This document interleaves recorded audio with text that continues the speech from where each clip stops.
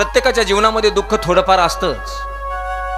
खरं सुख प्रत्येकाच्या जीवनामध्ये कधीच प्राप्त होत नाही. तुमचं आमचं जीवन जगणं म्हणजे सुखाच्या आशेवरचं जीवन आहे. सर्व सुखाची आशा जन्म गेला, क्षण एक मुक्ती यत्न नाही केला. हिंडता दिशाशी न पावला, माया वेष्टीला जीव माझा. तुकोबराय नाटामध्ये म्हणतात, आपलं जीवन जगणं म्हणजे आज सुख मिळेल, उद्या सुख मिळेल, परवा सुख मिळेल. अरे खऱ्या सुखाची प्राप्ती तुम्हाला मला जर प्राप्त करून घ्यायची असेल, दुसऱ्या तिसऱ्या कोणत्याच गोष्टीच्या नादाचा नाद न करता श्रीमद भागवत कथा ऐकली, खऱ्या सुखाची प्राप्ती आपल्या जीवनामध्ये प्राप्त झाल्याशिवाय राहत नाही. भगवान कृष्ण अर्जुनाला उपदेश करताना गीतेमध्ये तेच सांगतात, यम लब्ध्वा च परम लाभम मन्यतेनाधिकं ततः. ज्या सुखामध्ये मनुष्य स्थिर होत असतो, ते स्थिरता जीवनामध्ये प्राप्त करणारा सुख श्रीमद भागवत कथा श्रवण केल्यानं प्राप्त होत असतं. मग तुमच्या जीवनामध्ये किती दुःख येऊ द्या, ज्ञानोबराय गोड चिंतन करतात. मग मे रूपासोनी थोरे, देह दुःखाचे नी डोंगरे, दाटी जे पापडी भारे, चित्तन घटे का शस्त्रेवरी तोडलिया. किती गोड चिंतन करतात. देह आगी माझी पडलिया, चित्त महासुखी पहुडलिया, चेवोची नये. जी चित्ताला सुखाची गरज असते, चित्ताला स्थिर करणारं सुख श्रीमद भागवत महापुराण ग्रंथ, या ग्रंथाचं श्रवण केल्यानंतर आपल्याला प्राप्त होत असतं. याच्यामध्ये कृष्ण कन्हैयाचं चरित्र असं नाही, देवाच्या लाडक्या लाडक्या भक्तांचं एक एक चरित्र आपल्या जर आपण नजरेत खालून टाकलं तर आपलं दुःख कमी होतं. बघा, दुःख एखाद्याचं लग्न व्हावं, लग्न होऊन 12 वर्ष व्हावं, लग्न होऊन 12 वर्ष झाल्यानंतर बघता त्याला संततीच होऊ नये. जनक गुरुजी मग असं जोडपं काय करतं, ह्या देवाला नवस कर, त्या देवाला नवस कर. झालं का तुझं? नाही ना. सगळ्या देवाला नवस करून नवस करून नवस करून थकून जातं बिचार. आशा सुटून टाकतं, ते निराश होऊन बसतं. निराश. आता आपल्याला काही पुत्रप्राप्ती होत नाही. मग चमत्कार असा घडतो, लग्न होऊन 12 वर्ष मुलबाळ होत नाही, 12-13 वर्ष झाल्यानंतर क्वचित त्याला मुलबाळ होतं. आता बघा, आपण सगळे संसारिक आहात. लग्न होऊन 12 वर्ष मुलबाळ नाही, 12 वर्षाला मुलबाळ झाल्यानंतर त्याचा आनंद काही कमी असेल का? त्याचा आनंद गगनामध्ये मावेत नाही इतका आनंद असतो त्याला. आणि मग ते 12 वर्षाला मुलगा झाल्यानंतर त्याचं सगळ्या गावामध्ये दौंडी देऊन पेढे वाटायचा कार्यक्रम तो मायबाप करतात. 12 वर्षाला मला मुलगा झाला, 12 वर्षाला मला मुलगा झाला, सगळा आनंद साजरा करतात. मुलगा प्ले ग्रुपला टाकला जातो, प्ले ग्रुपमधून नर्सरीला जातो, LKG ला जातो, UKG ला जातो, पहिली, दुसरी, तिसरी, चौथी, 5वी, कथेमध्ये डायरेक्ट 12वी करतो. वेळ कमी असल्यामुळे 12वी शिकून लगेच बाहेर पडतो. 12वीला चांगले मार्क घेतो. 12वीला चांगले मार्क घेतल्यानंतर चांगल्या एखाद्या डिग्रीचा ॲडमिशन घेतो, डिग्री पूर्ण करतो. डिग्री पूर्ण केल्यानंतर त्याला चांगल्या एका कंपनीमध्ये चांगली नोकरी मिळते. आणि चांगली नोकरी मिळाल्यानंतर सुद्धा, आता ऐका लक्ष देऊ ना, चांगली नोकरी मिळून सुद्धा त्याला चांगली पगार सुद्धा त्याच्या अकाउंटवर पडते. आता आई वडिलाला तर इतका आनंद झाला. एकतर 12 वर्ष मुलगाच नव्हता, 12 वर्षाला मुलगा झाला. शिक्षण चांगलं शिकला, शिक्षण चांगलं शिकून डिग्रीचं शिक्षण घेतलं. डिग्रीचं शिक्षण चांगलं घेऊन सुद्धा चांगली नोकरी कोणाला लागत नसते, याला चांगली नोकरी लागली आणि पगार सुद्धा भरगच्च यायला लागला. आता आई वडील त्याच्या लग्नाचा जाडाजोड करतात. आनंदच आहे. अनेक चांगली चांगली स्थळं सुद्धा त्यांच्या कुटुंबाकडे येतात, चांगल्या स्थळाची पाहणी करतात. लग्न सुद्धा जमतं. लग्न आता 4 दिवसावर येणार, 4 दिवसावर त्याच्या डोक्यावर अक्षदा पडणार, असं त्या कुटुंबामध्ये विपरीत घडतं दादा. लग्नासाठी तो मुलगा गावाकडे येतो, गावाकडे 2 व्हीलरवरून इथून एखाद्या शहराकडे जाण्यासाठी निघतो खरेदीसाठी, आणि जाता जाता एखादी 4 व्हीलर येते, त्याला धडक देते आणि त्या धडकेमध्ये ॲक्सिडेंटमध्ये तो मुलगा गतप्राण होतो. आणि ती बातमी त्याच्या आई वडिलाच्या कानावर येते. आता बघा, एकतर 12 वर्ष मुलबाळच नव्हतं. 12 वर्षाला झाला, शिक्षण चांगलं शिकला, नोकरीला लागला, चांगली पगार कमवत होता. आता लग्न करायचं 4 दिवसात त्याचं, पण 4 दिवसात लग्न आल्यानंतर तो जर अपघातामध्ये ॲक्सिडेंटमध्ये तो जर मृत्यू पावला, त्याच्या आई वडिलाला किती दुःख असेल. त्याचे आई वडील जिवंत राहण्याच्या मानसिकतेमध्ये सुद्धा नसतात. आता कशाला जीवन जगायचंय, कोणासाठी जीवन जगायचंय, आता कशामुळे आपण इथे मृत्यू लोकात राहावं, नाही आता आपला मुलगा गेलाय ना, आपण सुद्धा आपलं जीवन उद्ध्वस्त करून टाकावं, ह्या मनस्थितीमध्ये आई वडील असतात. असा ज्या वेळेस इतक्या दुःखाचा डोंगर ज्या वेळेस आपल्या जीवनामध्ये कधी कधी उद्भवतो ना, त्यावेळेस फक्त द्रौपदीचं चरित्र आणणं आपल्या नजरेसमोर आणायचं. ज्यावेळेस द्रौपदीचे 5 छोटे छोटे मुलं युद्धाच्या ठिकाणी अश्वत्थामानं आला आणि 5ला 5 मुलाचे मुंडके छाटले आणि 5ला 5 मुलाचे धड रक्ताच्या थारोळ्यात पडले होते आणि द्रौपदी आक्रोश करत होती, रडत होती. कोण चांडाळ असेल, कोण बैमान व्यक्ती असेल की माझ्या छोट्या छोट्या 5 मुलांचा वध करून गेलाय. पाहता पाहता कृष्ण तिथे येतात, अर्जुन येतो, भीम येतो, सगळेजण पाहतात. 5ला 5 छोटे छोटे लेकरं त्या रक्ताच्या थारोळ्यात पडलेली होती. अर्जुन म्हणतो, कुणा केलं हे कृत्य सांग. कुणीतरी म्हणतं, अरे दुसरा तिसरा कोणी नाही, अश्वत्थामा आताच आलाय, हा वायव्य दिशेला गेलाय.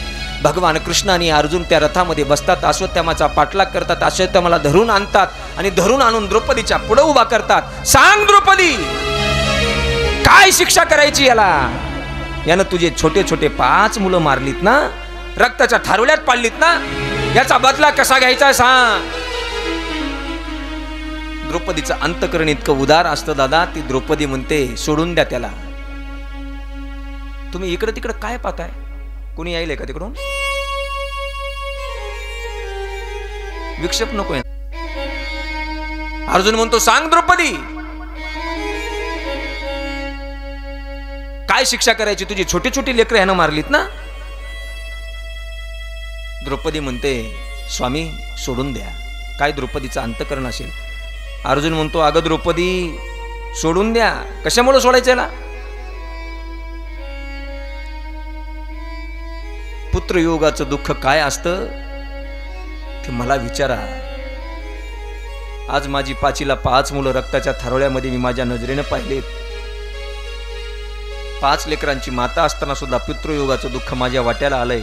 अश्वत्थामा हा सुद्धा कुणाचा तरी पुत्र आहे आणि तो त्याला ठार मारल्यानंतर त्याच्या आईला पुत्रयोगाचं दुःख होऊ नये इतके विचार द्रौपदीला संयमाचे येतात. हे दुसरं तिसरं काहीच कारण नाही.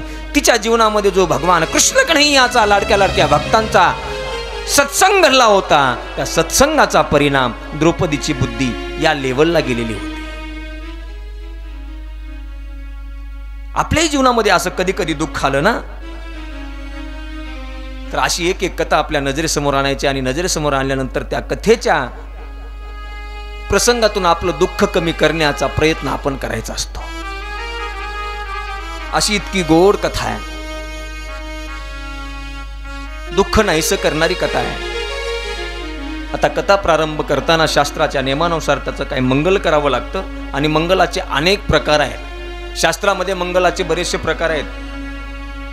पहिला प्रकार आहे क्रियामंगल, दुसरा प्रकार आहे ध्वनिमंगल आणि तिसरा प्रकार आहे शब्दमंगल. क्रियामंगल कशाला म्हणतात? आपल्या जुन्या काळामध्ये काल परवा दसऱ्याचा सण झाला आणि दसऱ्याच्या सणाच्या दिवशी सायंकाळी आपण काय करायला जातो? काय करतो आपण? सीमा उल्लंघन. मांडी घालून बसा ना, मग सांगा. मांडी घालून बसा. सीमा उल्लंघन, शिलंगन म्हणतो आपण. शिलंगन खेळायला जातो बघा. शिलंगन खेळायला जातो आणि शिलंगन खेळून आल्यानंतर येता येता सोनं घेऊन येतो आणि सोनं घेऊन आल्यानंतर आपण त्या घराच्या उंबऱ्यावर थांबतो. उंबऱ्यावर थांबल्यानंतर आपल्याला घरामध्ये घरातली सौभाग्यवती सुवासिनी स्त्री घरामध्ये प्रवेश देत नाही. ती हातामध्ये ताट घेते, ताटामध्ये निरंजनी लावते, निरंजनीमध्ये कुंकवाचा पंचपाळ असतो आणि पंचपाळामध्ये 2 असे भाताचे मुटके केलेले असतात. तो आलेला शिलंगन खेळून आलेला व्यक्ती उंबऱ्यावर उभा टाकलेला असतो, त्याला कुंकुम तिलक केला जातो. कुंकुम तिलक केल्यानंतर त्याची ओवाळणी औक्षण केलं जातं. औक्षण आणि औक्षण करून ते सोनं त्याच्या डोक्याला, गळ्यातला एखादा सोन्याचा अलंकार त्याच्या डोक्याला, कपाळाला लावला जातो आणि मग त्याला घरात घेतलं जातं. याला क्रियामंगल म्हणतात आणि याला हिंदू वैदिक धर्मशास्त्रामध्ये पुरावा आहे.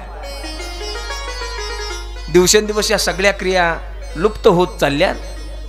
आता एखाद्या नवीन पोराला जर वाटलंच मी बी शिलंगण खेळायला जावं, माझ्या बायकोनं मला ओवाळावं, शहरामध्ये तर हे ओवाळणं ऑक्शन करणं राहिलंच नाही. त्यानं एकच काम करायचं, घरी यायचं, ह्याची बायको तर याला काही ओवाळीत नाही, यानं देवाऱ्यावरचा दिवा घ्यायचा, दिवळीत ठेवायचा, त्याच्यामध्ये वात लावायची, हातानंच दिवा पेटवायचा आणि त्या आपली मान त्या दिव्याच्या भोवती आपणच.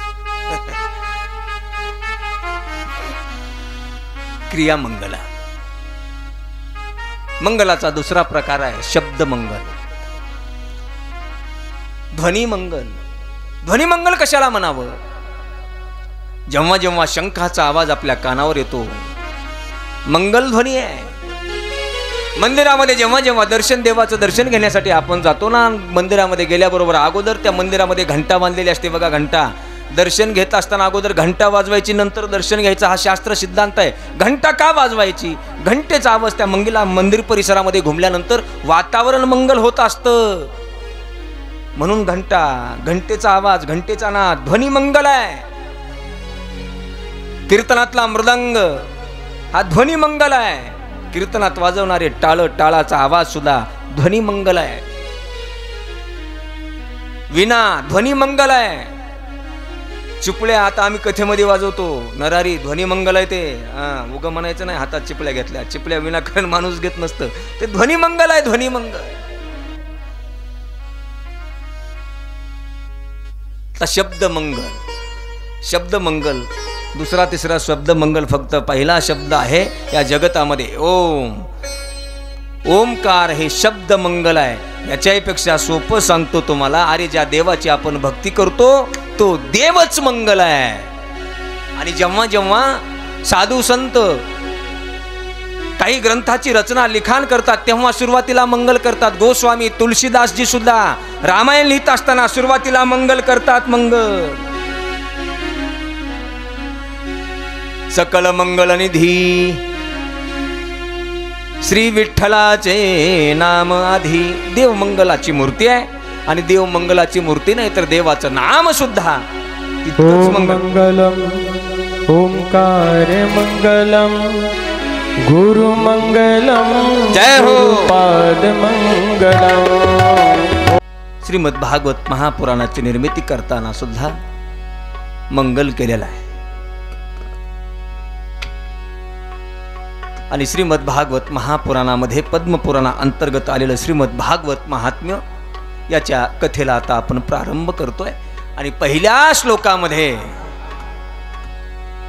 माझ्या भगवान परमात्म्याच्या तटस्थ लक्षणाचं वर्णन पहिल्या श्लोकामध्ये करतात. सच्चिदानंद रूपाय विश्वोत्पत्त्यादि हेतवे तापत्रय विनाशाय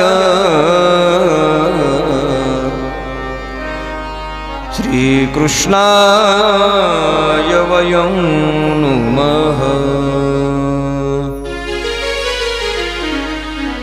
श्रीमद भागवत महापुराणातल्या महात्म्यातल्या पहिल्या श्लोकामध्ये भगवान परमात्म्याच्या तटस्थ लक्षणाचं वर्णन या ठिकाणी करतात.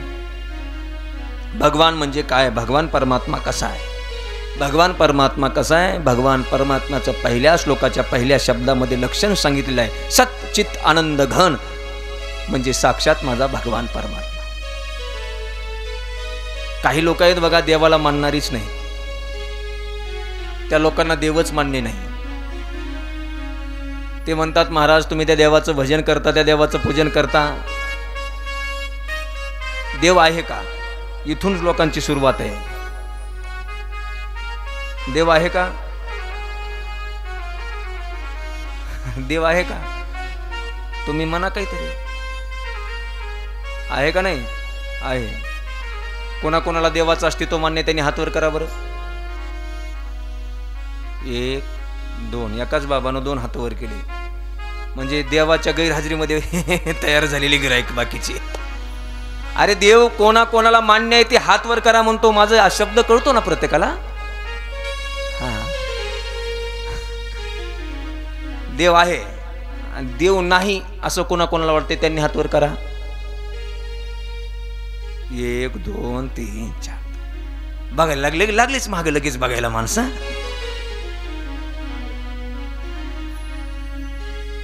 अरे देव आहे, पण काही चारवाकाच्या मताची माणसं आहेत, त्यांना देवाचं अस्तित्वच मान्य नाही. कितीही कथा करा, कितीही कीर्तन करा, कितीही भजन पूजन करा, त्यांना देवाचं अस्तित्व मान्य नाही. ते येतात आणि म्हणतात महाराज देव दिसतो का? अरे देव दिसतो, पण ती अवस्था आपल्या जीवनामध्ये प्राप्त झाली तर देव आपल्याला भेटतो, नंतर देव दर्शन देतो. सद्गुरू पूज्यश्री वैकुंठवासी प्रातस्मरणीय मामासाहेबजी दांडेकर पुण्याच्या SP कॉलेजमध्ये प्राचार्य म्हणून शिकवण्यासाठी होते.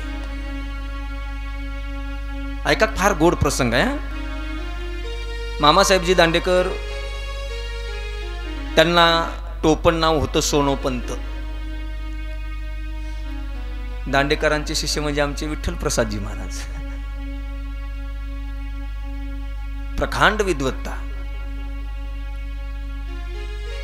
एके दिवशी मामासाहेब SP कॉलेजमध्ये केले आणि तिथं त्यांना एक चारवाक माणूस भेटला. चारवाक मताचा, ज्याला देवाचं अस्तित्वच मान्य नाही. आता मामासाहेबांचं राहणीमान म्हणजे अंगावर धोती, पांढरा सदरा अंगावर, डोक्याला टोपी, अंगावर पंचा.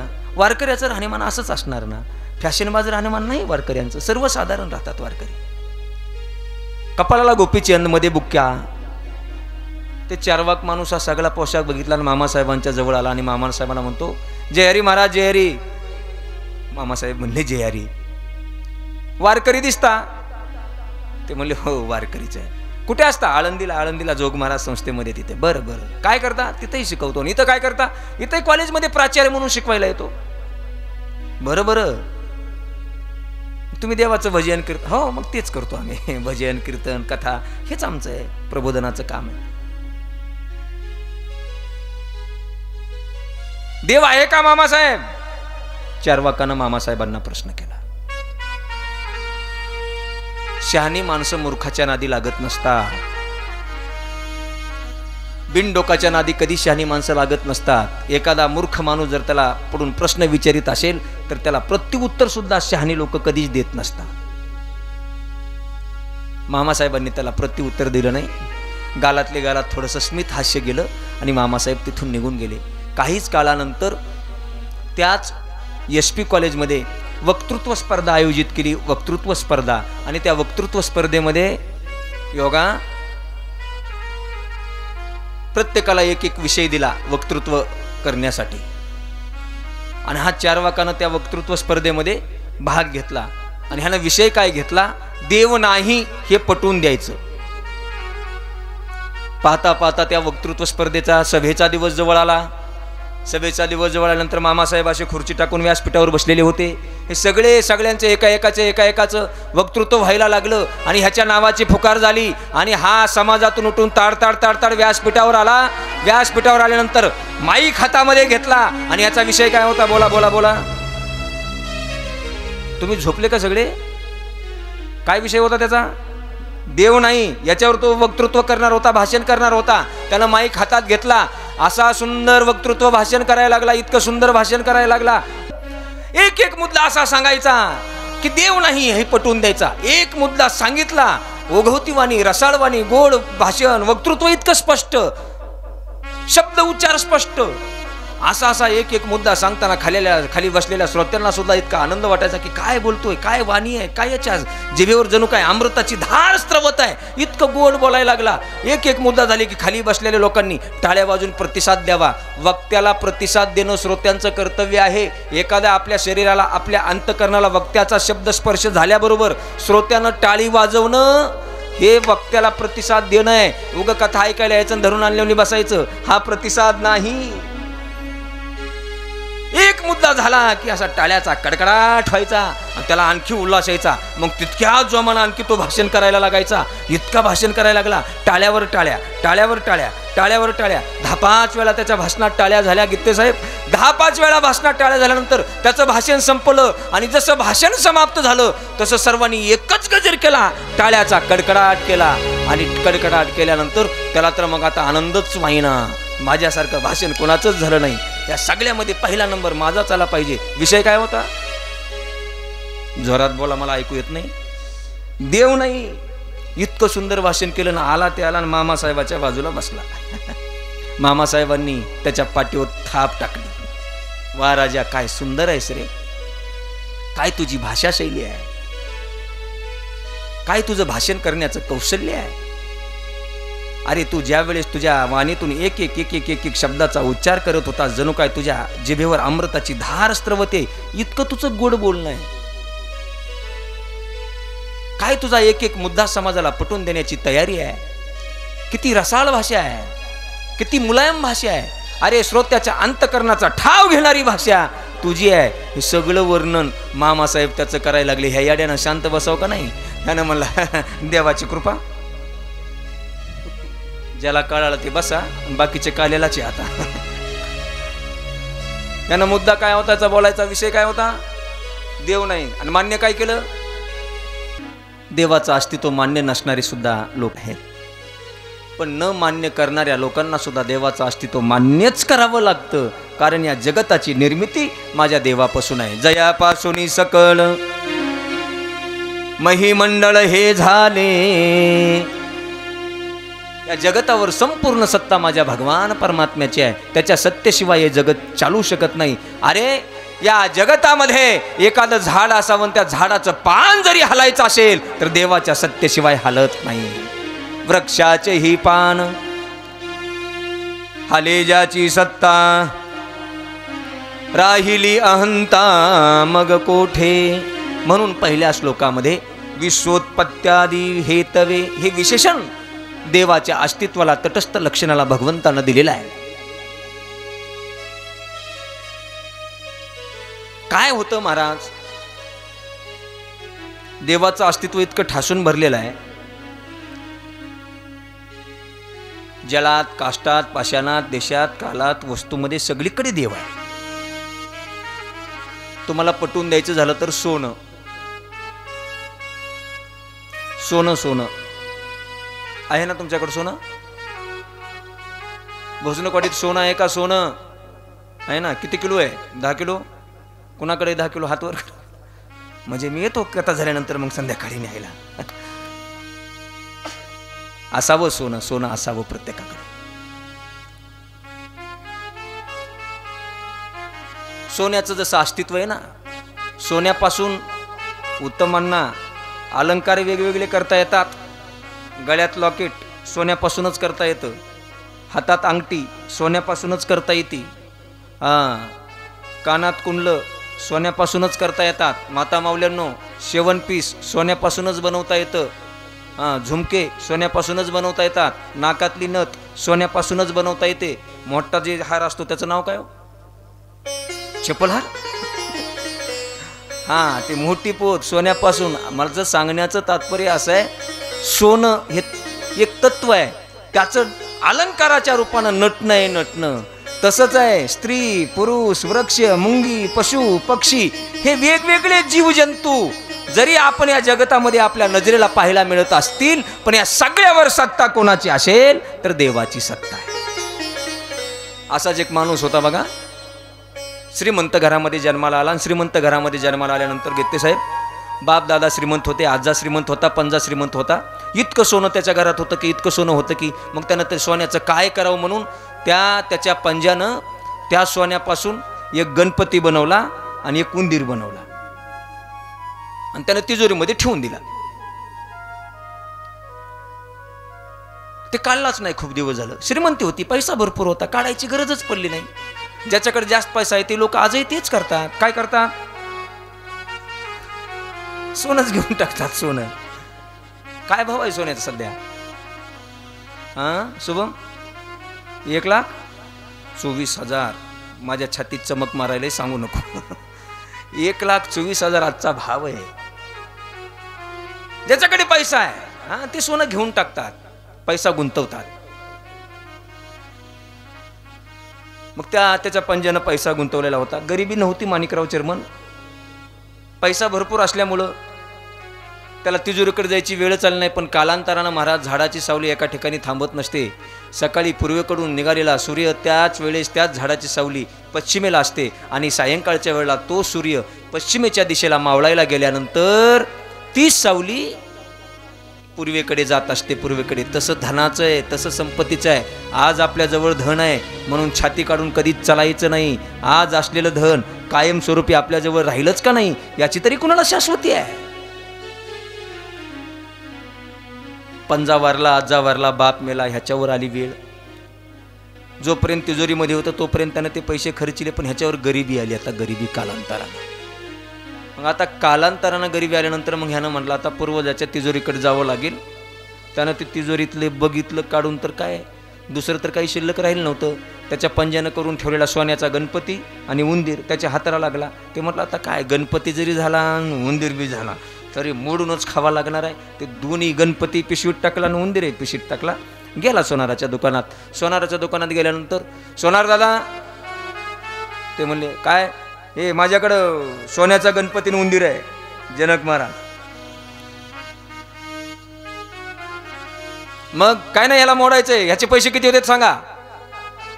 मग सोनार सोनं मोडायला घेत असताना तसंच घेतं का, काय करतं, अगोदर तराजूत टाकते. तराजूत त्यानं काय केला, गणपती टाकला तराजूत.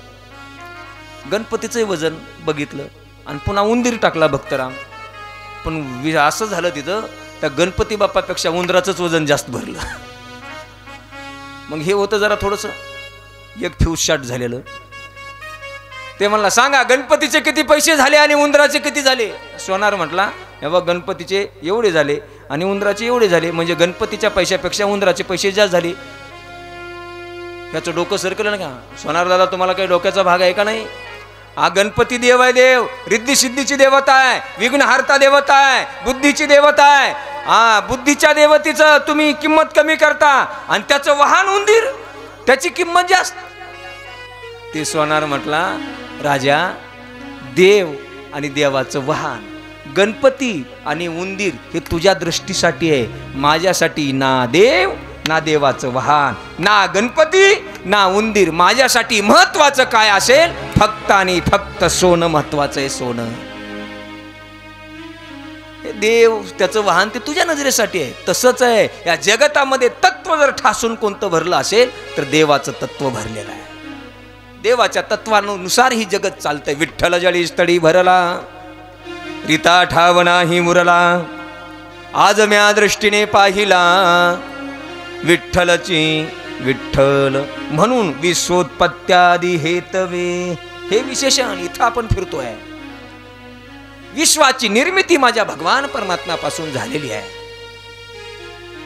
मग अशा विश्वाची निर्मिती करणाऱ्या भगवान कृष्ण कन्हैयाला माझा नमस्कार म्हणतात. श्री कृष्णाय वयं नुमः.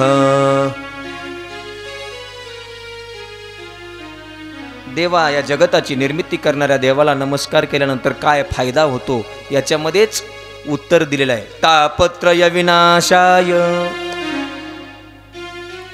माझ्या भगवान कृष्णाचं नुसतं दर्शन घेतलं, भागवत ग्रंथाचं दर्शन घेतलं तर काय होतं, तरी सगळी जगत जनता तिन्ही तापामध्ये दुःखाने होरपळलेली आहे. या तिन्ही तापाच्या दुःखाची निवृत्ती होत असते. त्या तिन्ही तापाचं दुःख त्यांच्या जीवनामध्ये काही करू शकत नाही. 3 ताप म्हणजे पहिला ताप आहे आध्यात्मिक, दुसरा ताप आहे आदिभौतिक आणि तिसरा ताप आहे आधिदैविक. या तिन्ही तापाच्या दुःखाने सगळं जगत होरपळून निघतंय. होरपळून शरीराला होणारा त्रास याला आदिदैविक ताप म्हणायचं. शरीराला होणारी पीडा, शरीराला होणारी व्याधी रोग याला आदिदैविक ताप म्हणायचं.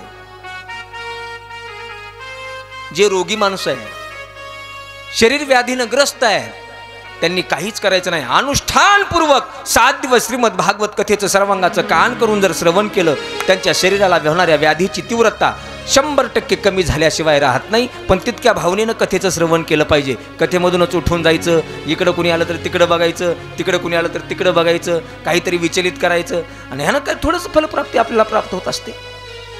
एकाग्र भावनेने, शुद्ध अंतकरणाने, निष्ठेने जर कथेचं श्रवण केलं तर आजही आपल्याला फलप्राप्ती झाल्याशिवाय राहत नाही.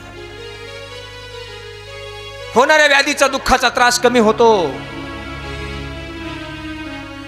याला आदिदैविक ताप म्हणतात. तापाचा दुसरा प्रकार आहे आदिभौतिक ताप. चोरापासून झालेली पिढा. आपण राब कमवायचं, गित्ते साहेब संपत्ती कमवून तिजोरीमध्ये ठेवायची आणि तिजोरीमध्ये ठेवलेली संपत्ती त्या चोराला कळावी. त्या चोरानं रात्रीच्या 12 या वाजता यावं, आपलं जेवढं कमवलेलं तिजोरीमध्ये आहे तेवढा दरोडा टाकून घेऊन जावं. किती माणसाला दुःख होतं.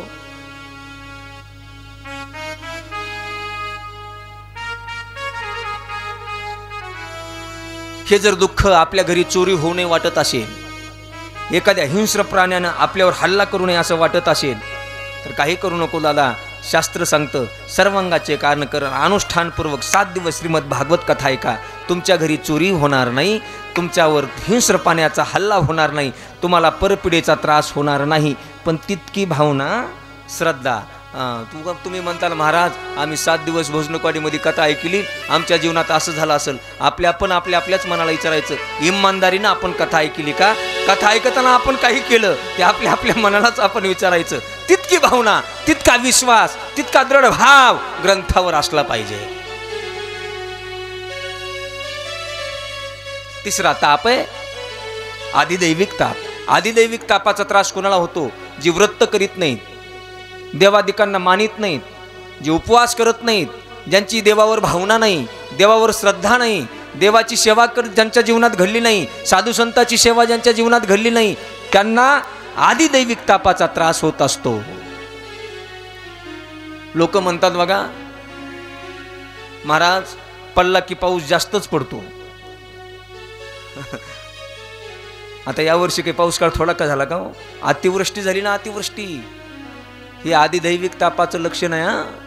माणसामध्ये जगामध्ये पाप जर जास्त होऊ लागलं तर देव असंच करणार. असंच करणार. कलियुग आहे बाबा, कलियुगामध्ये ह्या गोष्टी होणारच आहेत. कधी कधी दुष्काळच पडतो, पाणीच पडत नाही, पाऊसच पडत नाही. ही आपल्याच कर्माची फळं आपल्याला भोगायला देव देतोय. मी माझ्या पदरचं बोलत नाही, ज्ञानोबा ज्ञानेश्वरीमध्ये सांगता दैवी अतिवृष्टी का अनावृष्टी, राजके लुटीला घाल कष्टी, आगीने जाळीता नावरे संकटी, आधिदैविक ताप तो बोलीजे. याला आधिदैविक ताप म्हणायचं. मग हे तापातून जर आपल्याला या त्रास होऊ नये असं वाटत असेल तर काहीच करायचं नाही. काय करायचं? श्रीकृष्णाय वयम नुमः, देवाला नमस्कार करायचा. देवाला नमस्कार केल्यामुळे तिन्ही तापाचं दुःख आपल्याला त्रास देत नाही. काही लोक म्हणतील महाराज निवृत्तीचे, दुःखाच्या निवृत्तीचे सुद्धा 2 प्रकार आहेत. पहिली निवृत्ती आहे लय निवृत्ती आणि दुसरी निवृत्ती आहे आत्यंतिक निवृत्ती. मग कथा श्रवण केल्यामुळे आमच्या जीवनातून दुःखाची लय निवृत्ती होईल का आत्यंतिक निवृत्ती होईल? लय निवृत्ती कशाला म्हणायचं? आपण दाढी करतो बघा, दाढी सायस दाढी घरीच का? धर्मापुरी. हा, दाढी करतो. दाढी करताना आपण दाढी केल्यानंतर ज्या चेहऱ्यावर गालावर आपण दाढी केली त्या दाढीला केस 4-5 महिने येतच नाहीत. बरोबर आहे ना?